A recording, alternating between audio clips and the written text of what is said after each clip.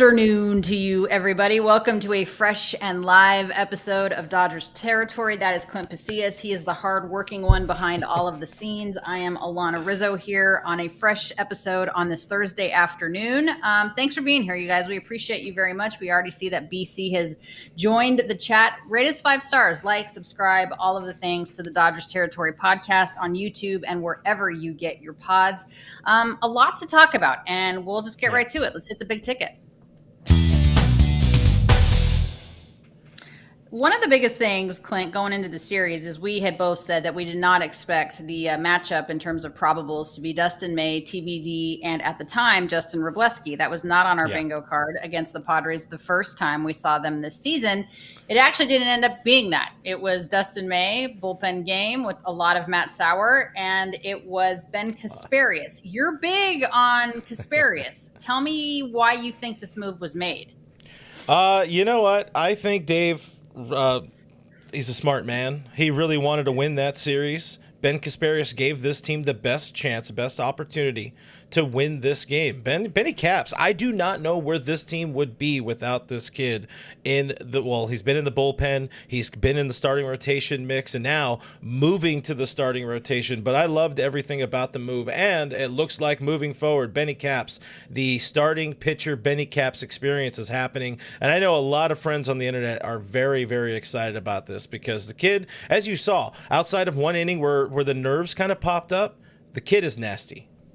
Yeah, and Sonia Chen, who follows the Dodgers for MLB.com with this post here, that the next time he's on the mound, Clint, it will be as a starter. There's no more of Benny Caps coming out of the bullpen. There's no more of these, situations where he's the long man. He's the guy, right? And it makes sense based on the amount of arms that are on the IL. I know you've been high on Benny Caps for the entire season, and now he has an opportunity to show why he should be in the Dodgers starting rotation because it looks like that is where he is placed now with Tony Gonsolin on the IL and so many other guys on the injured list as well. Let's talk about game 2 a little bit because that is the one game that the Dodgers lost. They won the series. That's all I asked for. Game 2 You want to talk about that game more? No, I think we need to address it because some folks are saying that Dave Roberts punted. I don't think he punted. I think it was a calculated decision to, you're not going to win every single game. You know what you have on your roster. You know what you have on your bench. You know what you have in your pen. I mean, if you're shitting the bed early and you're already down in a massive hole, I'm not saying he punted. I'm saying okay, you got it. You have to think about the long game. Yeah, I would argue it is a punt because that's one of the plays in the book. I said it on Tuesday night. If we're looking at this game, that game in particular, in football terms, that is a punt. It was a 3 and out, and that's fine because, at least now in baseball terms, you had to save your bullpen. You had one more game, an important game. You're trying to win this series. It's a punt, but every time, it doesn't necessarily... it has such a bad connotation to say punt in baseball and with the Dodgers and the expectations. Yes, it was a punt, but yes, it was the right decisions because you saw what happened there in Game 3.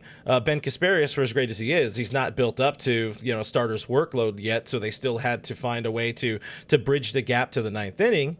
And it worked out. And, hey, unsung hero, Kike Hernandez in his helmet in Game 2. But yeah, and it's funny, because it did work out. But it's like you see Kike pitching in a, whether it was a win or a blowout loss when he has the pitching helmet on. And some people thought it was funny. And then obviously in this game against what many are saying is the most recent rivalry, although they started a series with the Giants tomorrow, the most recent rivalry, some people were annoyed by the move of pitching Kike Hernandez in the 6th inning and having him eat up all those innings. But it's like, you know what? Somebody in the chat just said too, I call this, saving the arms of people in the bullpen because the bullpen is taxed because the starters are so damn hurt. So Mr. Classic, that's called Let's Save Our Arms and See You Tomorrow. Yeah, I don't disagree with them. I think that's what it is. Again, there's a lot going on behind the scenes that we're not privy to. So they won the series. That was the point of the whole thing. That's all I asked for. But again, to your point, Ben Casparius seems like he's the real deal and he's a starter moving forward. Yeah, this is tough because this is something he wants. It's something that some of us have wanted for a little while, but now this takes a very important arm arguably the best arm out of the bullpen, which has also struggled in its own right. Dodgers have, I think it's a 4.03 bullpen ERA this season. It does help. They got a couple of adults back with Mikey Kopech and with Kirby Yates. But you also need Kopech to return to the guy they traded for last year, or at least the guy he became after they traded for him, where he had like a 1.6 ERA and was striking everybody out or whatever. We saw yesterday, the command bugaboo that was bothering him at AAA. It kind of reared its ugly head. Thankfully, Anthony Banda, who quietly has had a nice resurgence, bailed him out. But if Kopech can be dialed in, then this move to for Casparius to the rotation isn't going to hurt as much. But like Dave said, he is one of the fifth best guys, arguably fifth best guys, to be able to take down some innings for the Dodgers, and that's the move they're making. And I don't hate it. I just wish there were two Ben Caspariuses. Well, maybe Bobby Miller becomes Ben Casparius. And the only reason I say that is because maybe the mentality of Bobby Miller is better served as a guy that can just take all of that adrenaline and doesn't have time to think like you do when you're a starter. Yep. Maybe it's best for Bobby Miller to become a bullpen arm to where he only has to worry about three guys or a couple of innings or whatever it is. Maybe his mental mindset is better suited for. Remember, I wanted Dustin May in the bullpen. I'm still not saying I wouldn't, but we can't because we definitely need starting arms. But maybe Bobby Miller, I don't know. Maybe that gets him an opportunity to come back to the big leagues. And he doesn't, as a reliever, you don't have time to think. You don't have time to settle in. You just take your best stuff and you hope you throw strikes and you shove and you pray for the best. For Bobby Miller, I'm fully on board with this idea because it's apparent now. It's painfully apparent. I don't want to say I love the kid. I appreciate that he is one of the available arms on the 40-man roster that is healthy. But he's not a starting pitcher. He hasn't been a starting pitcher. He should never have really been a starting pitcher. The experiment, they've tried it. It did not work. Right now, his best path to potentially helping this ball club out at the big league level is as a one-inning guy. You offset the loss of Casparius in the bullpen. You at AAA, I'm not saying immediately bring up Bobby Miller and plug him into the big league bullpen, but you put him in the bullpen at AAA because he's got an ERA over 5.5 there. His last outing, I think he gave up like 10 earned runs or something ridiculous. It's done. That experiment is done. Bobby, it's time to move to the bullpen. Even if you have to go to your manager and be like, hey, I want to try out for the bullpen because that is your path forward to big league playing time. I would love to see it. And if it doesn't work out, maybe he's traded somewhere. Maybe he's released or non-tendered in the offseason and he finds a way to latch on with another ball club. But right now, as a starting pitcher, he's never going to get a chance at the big league level. Maybe there's a path forward in the bullpen, and the Dodgers need help. Dodgers need help there. For sure. And you know what? I don't fault Bobby Miller for wanting. Who knows if he even wants to go to the bullpen? That's not the point. I can tell you one thing: Aaron Savali doesn't want to go to the bullpen, but that's a whole other conversation and a whole other show. But the thing is, maybe if he realizes that's probably my best bet of getting back to the big leagues and having some sort of longevity there, I have no problem with that. Ask Kenley Jansen. He was a catcher. And now he's one of the greatest closers of all time. Ask these guys that are asked to change positions. And look at, again, whatever. I'm not comparing Mookie Betts to Bobby Miller. But look at Mookie, Mookie didn't have to say he was going to go into the infield, even though he came up as an infielder and then went to the outfield and then came back in. Maybe this is a way to get Bobby Miller out of in between his ears. Yeah. And he has good stuff. Bullpen for a very short amount of time. That's what you need in the bullpen. And you just need 2 pitches. That's it. He has too many pitches, and none of them are exceptional. We were talking about this, my buddy Jeff Snyder and I were talking about this last week or something like that. But back in the day, maybe 3-4 years ago, Bobby Miller's scouting report from Baseball America, I think it was Baseball America, was like, yeah, he has a 100-mile-an-hour fastball, but his fastball is probably like his his 4th best pitch. It's not the pitch he needs to be relying on. Kenley, you mentioned Kenley Jansen. He made a career out of that cutter. Mariano Rivera made a career out of that cutter. Bobby's got a nasty changeup. You know who made a career out of a changeup is somebody by the name of Trevor Hoffman. I'm just saying, if you eliminate a lot of the factors, like you're saying, between the ears, if you eliminate a lot of the factors for Bobby, tell him go out there, just absolutely let it shove for one inning. Right. He could help his team. Every single pitch, throw it up, whatever the high, whatever his high velo is on whatever pitch it is, throw it as hard as you can. Please pray to God he locates it. But if he only has to deal with 3 or 4 batters versus, and that's assuming obviously that he doesn't have traffic on the bases and all those things, but versus like an expectation of hopefully going 5 or 6 innings, I think that might be, again, and these are all conversations I'm sure the Dodgers have had. I'm sure we're not the first ones saying this, but I think it might be, it's an experiment, Clint, that I am willing to entertain. Much more coming up on Dodgers territory after a quick word from our friends at Foul Territory. Kratz, you look different today. Do I see Chubby's shorts on your shoulder? Oh, the sick design. I mean, don't even get it twisted too, because the lining normally is like an SOS pad. This lining that's in the center is so soft, so smooth. The outside, so many things to choose from on chubbyshorts.com. Facts. And the code FOUL for 20% off. I got the Tiger Sharks. Ooh-wee. Little blend of a tiger and a shark. It's beautiful. So don't wait. For a very limited time, shop Chubby's biggest sale of the year, $45 shorts and up to 65% off select gear. Hit up chubbyshorts.com and grab your favorites before they're gone. If you miss the sale, then use the FT code, FOUL in lowercase for 20% off. Support FT, let them know we sent you when the survey asks, and get ready to turn some heads. Summer's here. Dress like it in Chubby's.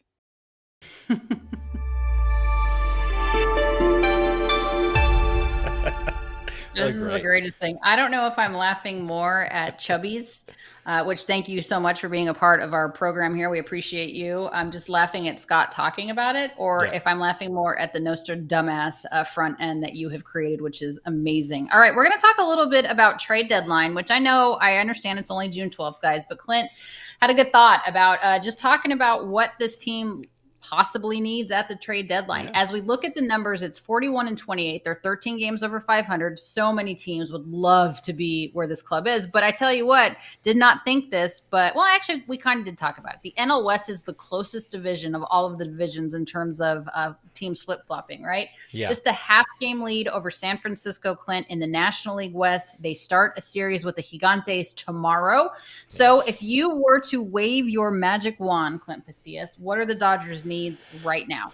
Yeah, listen, I'm looking forward here to some, I'm calling it way too early trade deadline talk. And, well, after our first segment here on the show, you would assume they need a starting pitcher because they're taking their best reliever out of the bullpen. They need a bullpen arm because they're taking their best reliever out of the bullpen. And you would wonder if they also need to add a bat because we're still not seeing all that much consistently out of Michael Conforto. Miguel Rojas is having a pretty down year if you're looking at the bench.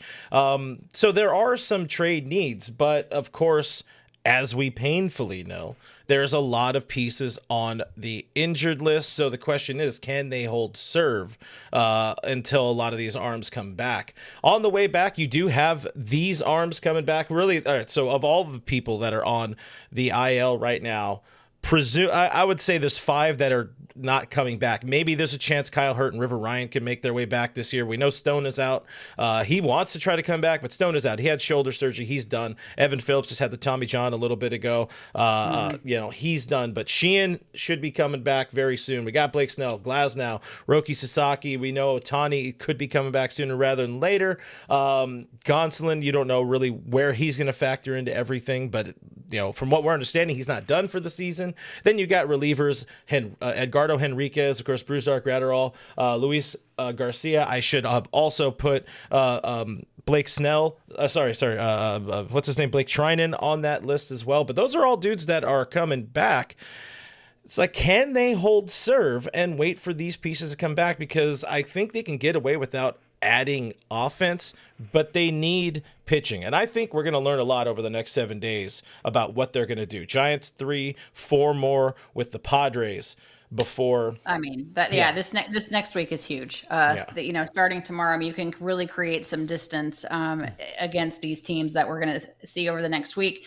But there is a thing too. Let's say everybody comes back. Let's say that we snap our fingers and we got them all back. It doesn't mean they're going to be effective, right? It doesn't mean that they're going to be immediately able to shake off all of the rust and eat up massive innings and all of the things. I think Snell is probably, as far as the starters are concerned, I have not heard a ton about Roki Sasaki, and that's on me for not digging in and trying to find out a little bit more information. But I've not heard a ton about his return, so I got to figure that out. But even if Blake Snell and Tyler Glasnow and Roki Sasaki and let's say Shohei Ohtani gets one start before the All-Star break, which I think is stupid. What are the realistic expectations of these guys in terms of effectiveness, in terms of buildup, in terms of being able to go deep into ball games? Because I don't care how many simulated games you throw. It is not the same as a real life game experience. And I see some folks in our chat, and we always appreciate you guys being a part of the program. Thank you so much. Honeywell, okay. He's a bullpen guy. He's not a starter. Trade for Bueller. I don't know if you guys have noticed, and I love Walker. He's not having a great year. So I don't know that that's it. Joe Kelly for the bullpen. I don't know. I mean, Joe Kelly, I don't know. I mean, he's probably still working out. I know he got banned from coaching Little League because of a hat that he wore. I mean, Joe Kelly's doing Joe Kelly things. And there's what about, so I had this conversation with Ken Rosenthal today on Fair Territory on his show. And I don't know if you guys have heard, probably not, because you don't need to be Brewers fans, and that's fine. But Aaron Savali has requested a trade because the Brewers are calling up their top prospect, and he's immediately being slid into the starting rotation. And the Brewers are probably the only of the 30 teams that have a starting pitching surplus, right? So Aaron Savali, who is going into his free agency after this season, is being moved to the bullpen. He's like, not so fast. I am a starter. This reminds me of Alex Wood. I am a starter, and I am not going to the bullpen because I am a free agent, and I need to be going into my free agent year as a starter. Why not? It's an $8 million price tag. Why not sign Aaron Savali? Swinging a trade for Savali, I would say this is where we get back to the whole concept, the whole idea of holding serve. Like, I take Blake Snell over Aaron Savali. I take Tyler Glasnow over Savali. And ultimately, those guys would kind of usurp him in the starting rotation if everybody is healthy and throwing. I'm sorry, I didn't mean to use big words. They would get his job. So he would end up in the bullpen, likely end up in the bullpen or some sort of Alex Wood long relief role if he were to become a Dodger. Yeah, he could be the next Ryan Yarbrough. Like, you're here for now. You're here for a good time, not a long time. Not a long time. And listen. And if he doesn't want to be in the bullpen, like, that would be his future as a Los Angeles Dodger, because they're going to plug. Is it though? Is it his future? This is assuming, I'm not saying everybody's he's going to sign healthy. a long-term deal with the Dodgers. I'm saying maybe he comes over as an early season rental before the trade deadline. He wants to be a starter. Maybe they can work a negotiation with the Brewers that their Dodgers are not going to take on the full $8 million deal. The Brewers want to trade him. He wants to be traded. So you already have that freaking figure of it's probably going to be a distraction. He's super pissed that this young prospect is coming up and taking his job. I'm just saying the guy has starter stuff. We need starters. They need starters right now, but in a month and a half, maybe they don't, because but maybe they do.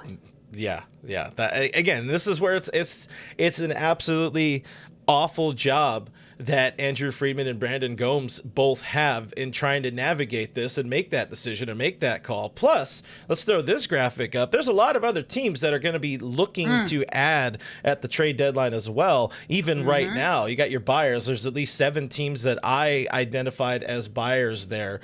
Tigers, of course, very, very good. Would not hate to add pieces there. We know where the Padres are at. They need some help in the lineup. Giants probably need to fill out their roster a little bit. We'll talk Giants in our third and final segment of the show. The Mets are in the mix. Phillies are leading in the wild card right now. Yankees need some help as well. And then you got, the sellers. Those are pretty much definitely 1,000% sellers in my opinion. And then your teams that are on the fence that all have some pieces. But those buyers, they're going to want, you don't think the Tigers want to add somebody of the ilk of Aaron Savali or whatever. I think there's more competition than just like, hey, the Dodgers want him. Listen, there's a ton kind of team. Throw that graphic that you so appropriately curated. Throw that back up there. Yes, I think the Tigers would like the ilks of Aaron Savali. You know who else might be, and no, don't throw stuff at the computer, guys. But Sandy Alcantara is getting back to form. Yeah. There's a great article in The Athletic done by both Ken Rosenthal and I believe Eno Sarris talking about it, or maybe it was just Kenny by himself. But the point is, there's a recent article about Sandy Alcantara that an opposing team scout said he's about 3 or 4 outings away from getting back to where he was prior to Tommy John, when he like absolutely shoved. And I realized that the numbers where he looked really good were against the Rockies, and they were against some other garbage team. I can't remember. But the point is, he might be a decent rental too for the second half of the season. Yes, I understand that he's very expensive. Matty Man 5 Dodge is saying that. But he's also, now's a good time to trade him, right? Before he gets that expensive and before the Marlins are going to have to pay him. But there are teams that definitely need starting pitching, and obviously Jackson Jobe is now on the shelf with he has to undergo Tommy John surgery too. So that stinks. He was having a good year, good young player. But I don't know. I load up. I mean, the Dodgers have a way of doing things and working the system legally. But I'm loading up on starting arms right now because I don't know what the heck is happening with Glasnow and Snell and Sasaki and when Shohei is going to be ready and all of the things. Gonsolin, all the stuff. Even Emmett Sheehan, I do want to temper. I feel like I've, as the kids say here on the internet, I've glazed up the Emmett Sheehan dude a good amount. I don't want people assuming that Emmett Sheehan's going to plug into the starting rotation and be the second coming of Fernando Valenzuela in 1981. No, he's not that guy, but he is somebody who is serviceable. He's got a plus fastball. He's got some good breaking stuff. He can give you some length. Emmett Sheehan could, in theory, be this team's Aaron Savali, just somebody to fill in for now and then eventually move to the bullpen, where I also believe, much like Bobby Miller we're talking about in the first segment of the show, could he could really help this team out in the bullpen.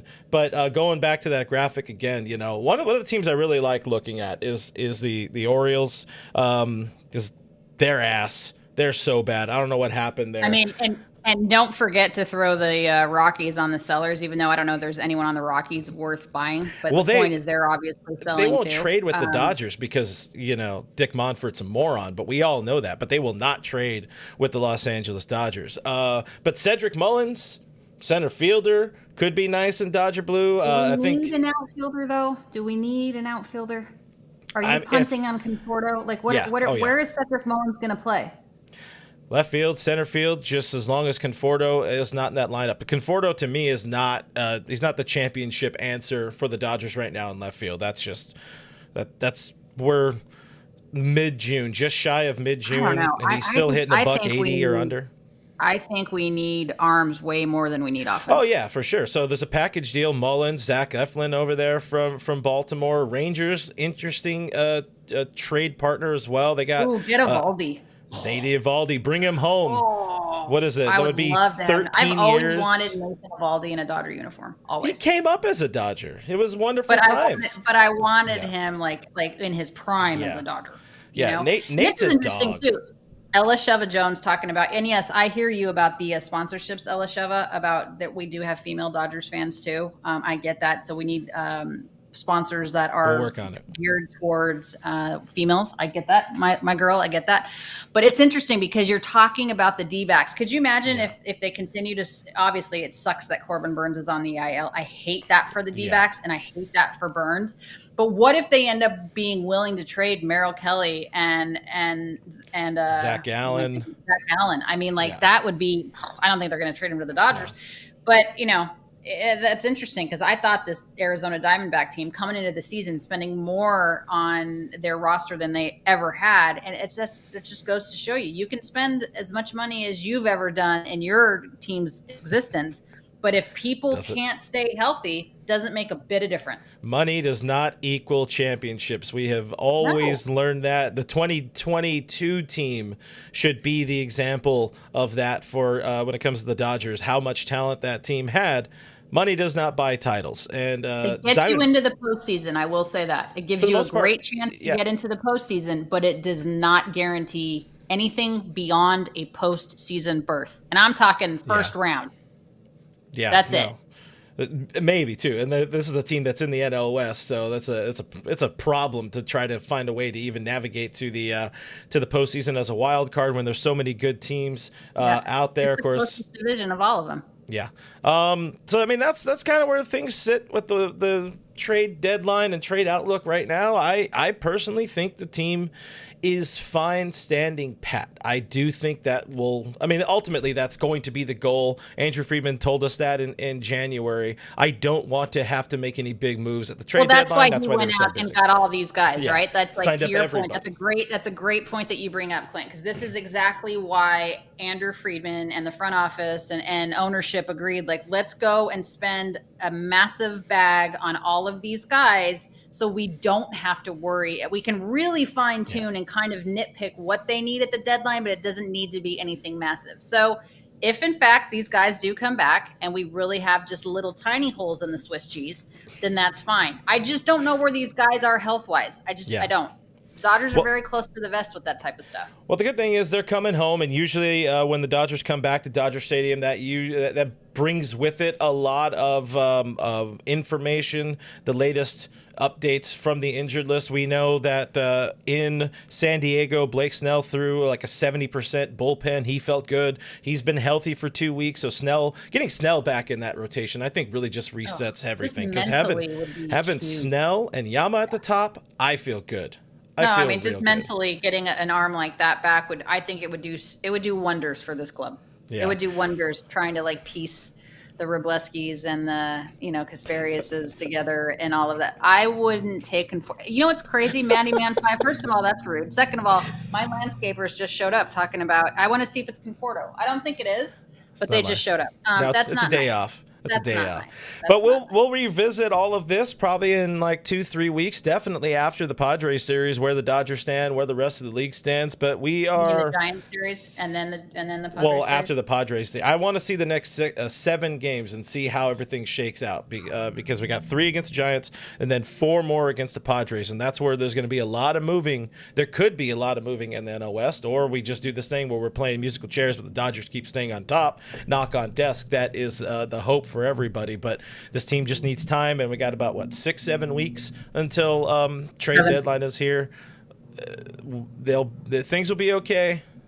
We should be feeling better after the Dodgers take 2 or 3 from the Padres. But anyways, that was fun. I enjoyed talking trade deadline. It's the happiest time of the year. I mean, we can talk about it all the time because there's always things that we want to tweak. All right, we're going to finish things up here on Dodgers territory with Clint Pasillas, Alanna Rizzo in a moment after a quick word from Foul Territory. It's summertime, and if you want to let it all flow out, but the hair is thinning, there is a solution for you. And Kratz, it's called Nutrafol. Tell the people what they need to do. It's easy. You just got to hit up Nutrafol.com and use our code FOUL. And I'll tell you why, because you're going to have thicker hair. That's it. If that's your desire, you want thicker hair, there's no other place to go than Nutrafol.com and use the code FOUL for us. #1 dermatologist recommended hair growth supplement brand trusted by over 1.5 million people. See thicker, stronger, faster growing hair with less shedding in just 3 to 6 months with Nutrafol. For a limited time, they're offering the FT fam $10 off your first month's subscription and free shipping when you go to Nutrafol.com and you enter the promo code FOUL, F-O-U-L. Find out why over 4,500 healthcare professionals and stylists recommend Nutrafol for healthier hair.